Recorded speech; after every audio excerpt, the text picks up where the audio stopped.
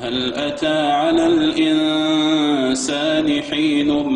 من الدهر لم يكن شيئا مذكورا إنا خلقنا الإنسان من نطفة أمشاج نبتليه فجعلناه سميعا بصيرا إنا هديناه السبيل إما شاكرا وإما كفورا إنا أعتدنا للكافرين سلاسل وأغلالا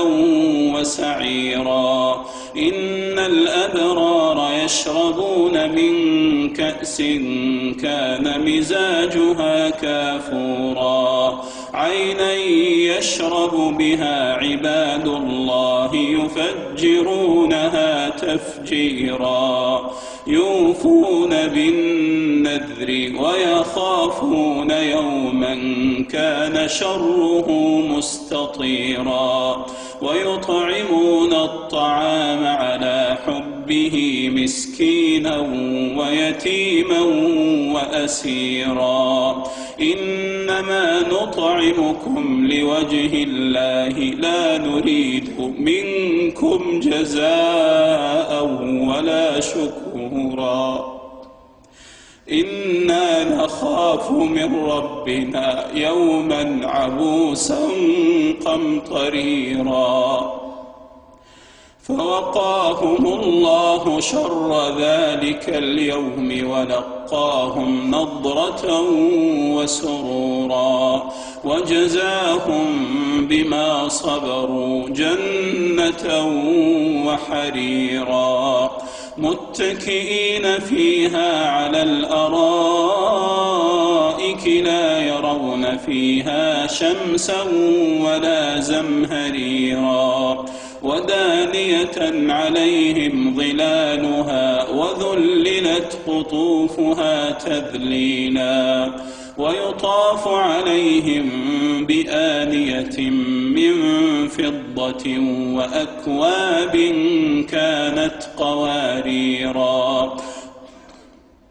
قوارير من فضة قدروها تقديرا ويسقون فيها كأسا كان مزاجها زنجبيلا عينا فيها تسمى سلسبيلا ويطوف عليهم ولدان مخلدون إذا رأيتهم حسبتهم لؤلؤا منثورا وإذا رأيت ثم رأيت نعيما وملكا كبيرا وإذا رأيت ثم رأيت نعيما وملكا كبيرا عاليهم ثياب سندس خضر واستبرق وحلوا أساور من فضة وسقاهم ربهم شرابا طهورا إن هذا كان لكم جزاء وكان سعيكم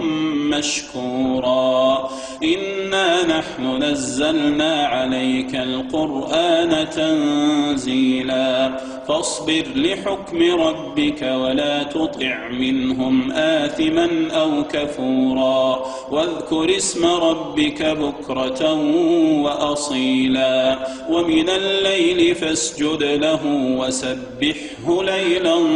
طويلا إن هؤلاء يحبون العاجلة ويذرون وراءهم يوما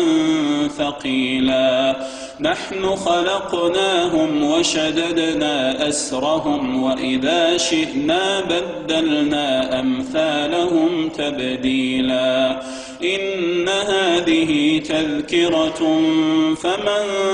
شاء اتخذ إلى ربه سبيلا وما تشاءون إلا أن يشاء الله إن الله كان عليما حكيما يدخل من برحمته والظالمين أعد لهم عذابا أليما.